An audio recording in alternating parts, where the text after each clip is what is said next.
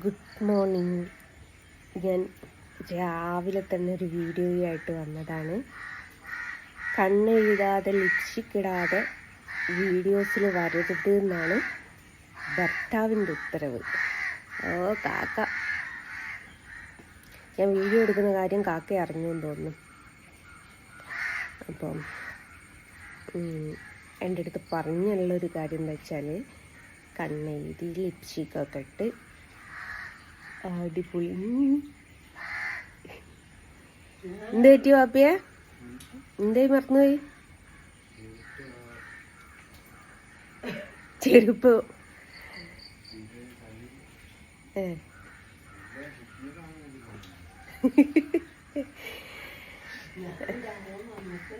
ഓ,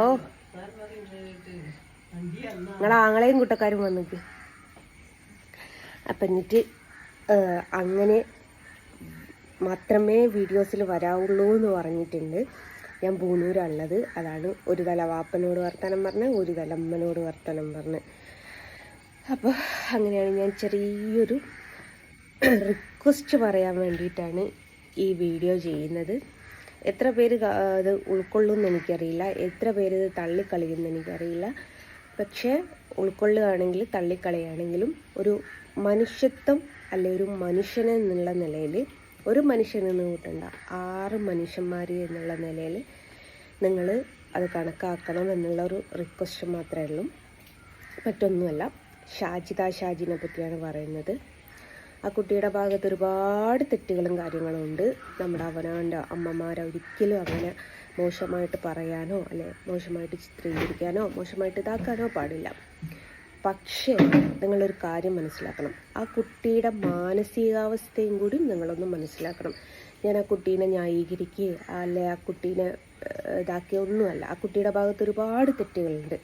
പക്ഷേ നിങ്ങളൊരു കാര്യം ഓർക്കണം, ആ കുട്ടി ഒരു വീഡിയോ ചെയ്താലും 1.5 വർഷത്തോളമായി മെഡിക്കൽ കോളേജിൽ നിന്ന്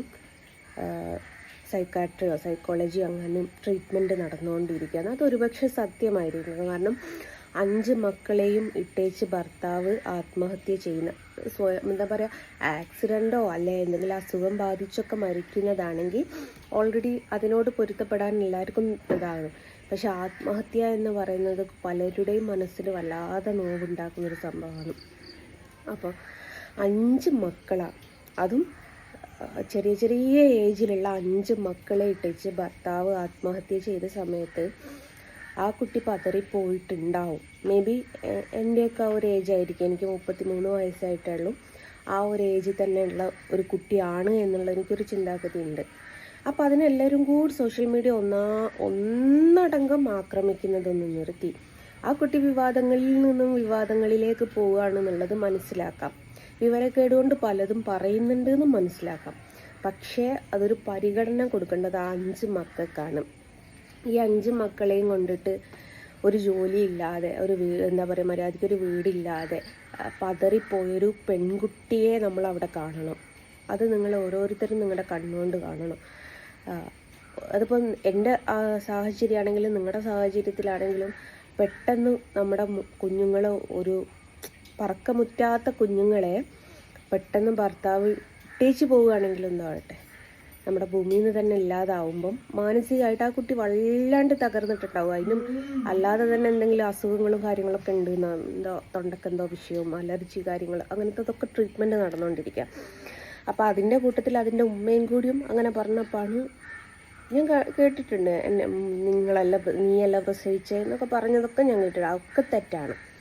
ആ കുട്ടിയുടെ ഭാഗത്ത് ഒരുപാട് തെറ്റുണ്ട്, ഇല്ല എന്ന് ഞാൻ ഒരിക്കലും പറയുന്നില്ല. പക്ഷേ നിങ്ങൾ ചിന്തിക്കേണ്ട ഒരു കാര്യം, അതൊരു മനുഷ്യൻ, അവളെ കണക്കാക്കണ്ട, ആ 5 കുഞ്ഞുങ്ങളെ നിങ്ങൾ കണക്കാക്കണം. അവൾ അഥവാ മെൻ്റലി എന്തെങ്കിലും ഇഷ്യൂസ് വന്നിട്ട് എന്തെങ്കിലും ചെയ്തു പോയാൽ, ഈ സോഷ്യൽ മീഡിയ ആക്രമണം എന്ന് പറയുന്നത് എന്താ സംഭവം എന്നറിയാം. പണ്ട് നിങ്ങൾക്ക് ഓർമ്മയുണ്ടോ, ഏതെങ്കിലും കാക്കയുടെ കുഞ്ഞ് റോഡുമേൽ എവിടെയോ കിടന്നാൽ നമ്മൾ ആ പരിസരത്തൂടെ പോകുമ്പം കാക്കക്കൂട്ടങ്ങൾ ഒന്നായിട്ട് വന്ന് നമ്മളെ തലക്കിട്ട് കൊത്തുന്നത് കണ്ടിട്ടുണ്ടോ? അതേപോലെയാണ് ഈ സോഷ്യൽ മീഡിയ ആക്രമണം എന്ന് പറയുന്നത്. എല്ലാവരും കൂടി വന്ന് ആക്രമിക്കുമ്പം മേ ബി അതിൻ്റെ മനസ്സൊന്ന് പതറിപ്പോയാൽ അച്ഛനും അമ്മയും ഇല്ലാതാവുന്നത് 5 മക്കൾക്കാണ്.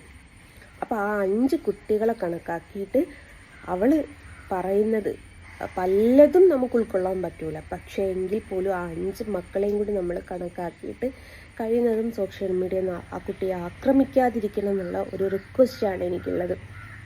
ഈ ഷാജി എന്ന് പറഞ്ഞിട്ട് ഹാഷ്ടാഗ് ഇടുമ്പോഴേക്കും 10 പേരെങ്കിലും അത് കാണുന്നുണ്ട്.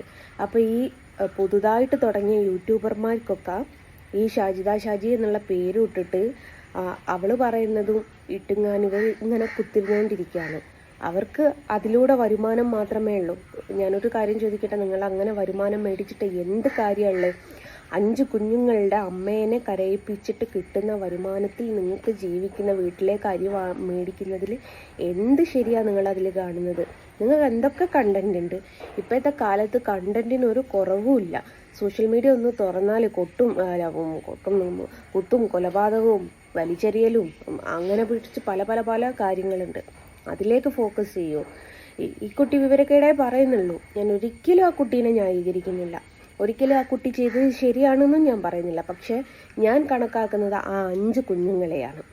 അപ്പോൾ ആ 5 കുഞ്ഞുങ്ങളുടെ സ്ഥാനത്ത് അല്ലെ ആ 5 കുഞ്ഞുങ്ങളുടെ ഭാഗത്ത് നിങ്ങൾ നിന്നിട്ടൊന്ന് നോക്കുക. എന്നിട്ട് ആ കുട്ടീനെ ഉപദ്രവിക്കലൊന്ന് നിർത്തുക. ആ കുട്ടി ഇവൻ എന്തെങ്കിലും ചെയ്തു പോയാൽ 5 കുഞ്ഞുങ്ങൾക്കാണ് അമ്മ ഇല്ലാതാവുക. അമ്മ മാത്രമല്ല അച്ഛനും ഇല്ലാതാവുന്നത്. പിന്നെ അതിൻ്റെ കുടുംബം എങ്ങനെയാണെന്നുള്ള കുറച്ച് ദിവസങ്ങൾ കൊണ്ട് നിങ്ങൾക്ക് മനസ്സിലായിക്കല്ലോ. ഞാനൊരു കാര്യം ചോദിക്കട്ടെ, നിങ്ങൾ ആ കുട്ടിയുടെ അമ്മയുടെ ഭാഗത്ത് മാത്രം നിന്നു, ഉമ്മയുടെ ഭാഗത്ത് മാത്രം നിന്നു.